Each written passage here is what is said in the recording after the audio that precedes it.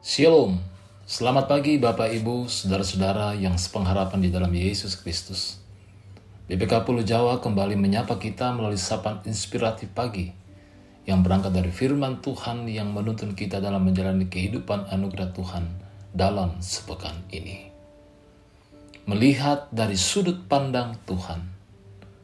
Melihat segala sesuatu dari sudut pandang yang jelas dan benar merupakan hal yang sangat penting dalam hidup kita. Supaya kita tidak salah persepsi dan tidak salah dalam bereaksi. Kita bisa melihat hal yang sama, objek yang sama. Tetapi jika sudut pandang kita berbeda, maka itu akan menghasilkan persepsi kita tentang hal itu juga berbeda. Persepsi yang berbeda akan menghasilkan reaksi atau respons yang berbeda pula. Inilah yang terjadi dengan ke-12 pengintai dalam Ulangan 13 ayat 14. Sudut pandang ke-10 pengintai berbeda dengan 2 orang pengintai lainnya, yaitu Yosua dan Kaleb.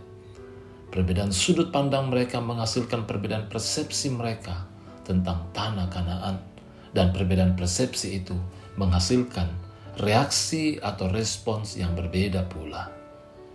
Bilangan pasal 13 dan pasal 14 menceritakan kepada kita bahwa Allah menyuruh Musa untuk mengutus 12 orang pengintai untuk mengintai atau mengamati tanah Kanaan yang telah dijanjikan Allah kepada nenek moyang bangsa Israel. Maka Musa memanggil 1 orang pemimpin dan dari masing-masing suku Israel, sehingga terpilih 12 orang pemimpin dari tiap-tiap suku. Musa kemudian menyuruh mereka pergi untuk mengintai tanah Kanaan. Apa yang Musa minta untuk mereka amati di tanah Kanaan? Di pasal 13 ayat 18-19, Musa memberikan rincian hal yang perlu mereka amati baik-baik.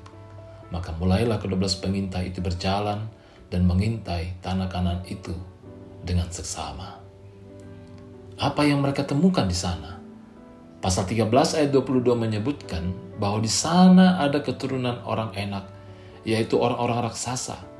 Seberapa besar mereka menurut ke-10 pengintai jika dibandingkan dengan mereka? Mereka hanya seperti belalang jika dibandingkan dengan orang-orang Enak itu. Artinya mereka tinggi besar, gagah perkasa, dan layaknya seperti raksasa jika dibandingkan dengan mereka. Namun di balik orang-orang raksasa yang gagah perkasa itu, tanah Kanaan adalah tanah yang subur dan indah. Mereka mengatakan bahwa memang negeri itu berlimpah susu dan madunya. Hanya bangsa yang diam di negeri itu kuat-kuat dan kota-kotanya yang berkubu-kubu sangat besar. Orang Amalek, orang Het, orang Yebus, dan orang Amori berdiam di pegunungan. Jadi tidak mungkin bisa menyerang mereka dari sisi pegunungan. Demikian juga orang Kanaan, mereka diam sepanjang laut dan di sepanjang tepi sungai Yordan.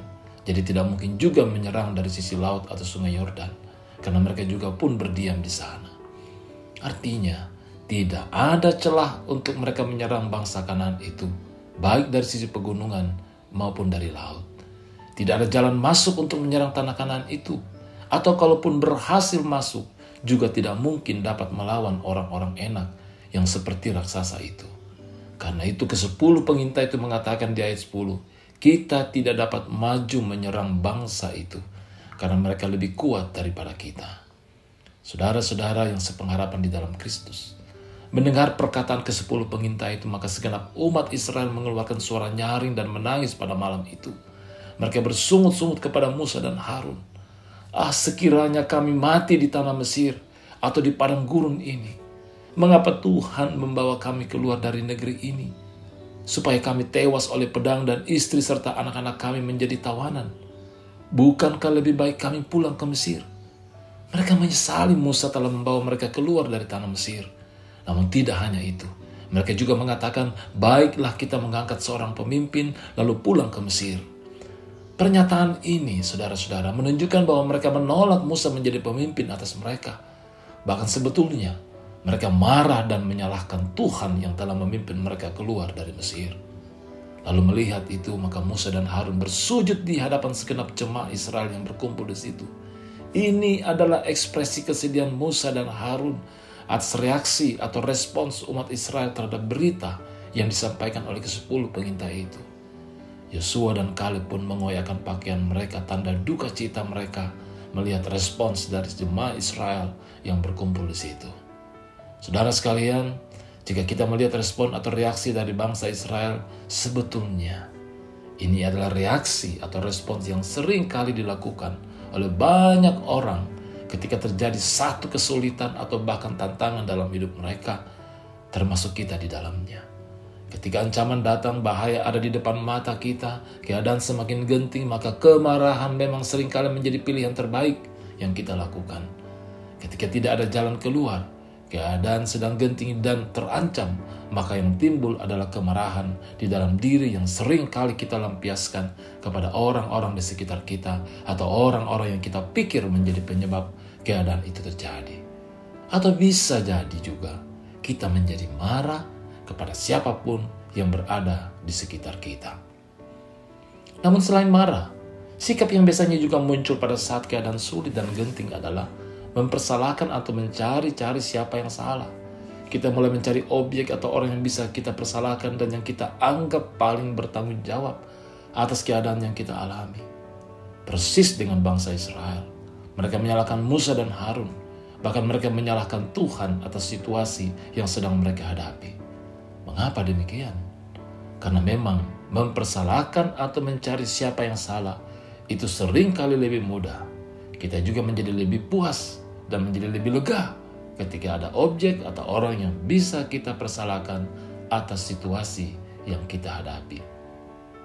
Nah, saudara-saudara, di tengah-tengah keadaan yang demikian, seringkali kita menjadi sulit untuk bisa mengucap syukur atas kondisi yang kita alami. Yang lebih banyak kita lakukan adalah mengeluh dan bersungut, bahkan menggerutu di dalam hati kita. Lalu setelah marah, bersungut-sungut dan mempersalahkan orang lain, maka hal terakhir yang kita anggap paling baik dan paling masuk akal adalah mencari jalan keluar berdasarkan kemauan dan apa yang kita pandang baik menurut pandangan kita. Itulah yang dilakukan oleh bangsa Israel. Menurut mereka, jalan keluar atau solusi yang terbaik agar mereka tidak mati oleh bangsa Kanaan adalah mengangkat seorang pemimpin lain untuk membawa mereka kembali pulang ke Mesir. Mereka pikir itu solusi yang terbaik berdasarkan kemauan mereka. Ini adalah jalan yang paling baik dan paling masuk akal dalam kondisi yang genting seperti itu. Hal semacam ini juga sering kita lakukan, bukan? Kita mungkin berhenti untuk marah, berhenti bersungut-sungut dan saling mempersalahkan. Lalu mungkin kita akan mencari jalan keluar dari kesulitan itu dan pergumulan yang kita hadapi. Tetapi masalahnya adalah seringkali jalan keluar atau solusi yang kita ambil adalah apa yang sesuai dengan kemauan atau kehendak kita. Yang terbaik menurut pandangan kita, bukan pandangan Tuhan. Apa yang kita lakukan kemudian adalah menurut pandangan kita dan kehendak kita. Namun tindakan yang berbeda justru ditunjukkan oleh Kaleb dan Yosua. Di tengah ke-10 pengintai itu melemahkan semangat bangsa Israel dan mengajak bangsa Israel untuk mundur dan kembali ke Mesir. Namun Kaleb dan Yosua justru mengajak mereka maju dan berperang untuk menduduki negeri Kanaan itu.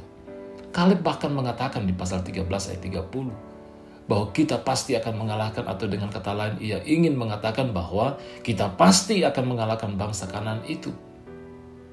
Lalu di pasal 14 ayat 8 mereka menambahkan dengan berkata, jika Tuhan berkenan, maka kita akan Tuhan akan membawa kita masuk ke negeri itu dan akan memberikan kepada kita suatu negeri yang berlimpah susu dan madunya. Mereka yakin betul bahwa Tuhan pasti akan memberikan negeri Kanaan itu kepada bangsa Israel. Mereka yakin bahwa Tuhan pasti akan menolong mereka mengalahkan bangsa-bangsa Kanaan dan menduduki negeri itu. Inilah sudut pandang Tuhan yang dimiliki oleh Kaleb dan Yosua di dalam menghadapi kesulitan dan tantangan yang ada di depan mereka. Mereka melihat negeri itu dengan mata iman kepada Tuhan, bahwa Tuhan pasti akan memberikan negeri itu kepada umat Israel. Di sini kita melihat, saudara-saudaraku, dua sikap yang berbeda antara ke-10 pengintai itu dengan Kaleb dan Yosua. Mereka sama-sama masuk tanah Kanaan. Mereka sama-sama melihat keadaan negeri itu dan bangsa yang diam di sana. Tetapi mereka memiliki sudut pandang yang berbeda. Kaleb dan Yosua melihat negeri Kanaan dari sudut pandang iman kepada Tuhan. Mereka melihat dengan kacamata iman kepada Tuhan. Sementara ke-10 pengintai itu melihat dari sudut pandang ketakutan dan ketidakmungkinan. Perbedaan cara melihat dari sudut pandang mereka itu menghasilkan persepsi mereka yang berbeda. Dan perbedaan persepsi itu menghasilkan reaksi atau respons yang berbeda. Di tengah keadaan yang sulit yang kita hadapi hari ini, kami rindu mengajak kita untuk melihat dari sudut pandang yang sama, yaitu dari sudut pandang iman kepada Tuhan, dari mata iman kepada Tuhan. Apa yang tidak mungkin bagi dunia, mungkin bagi Allah. Apa yang mustahil bagi dunia, tidak mustahil bagi Allah. Bagi dunia tidak ada jalan keluar, tapi bagi Tuhan selalu ada jalan keluar.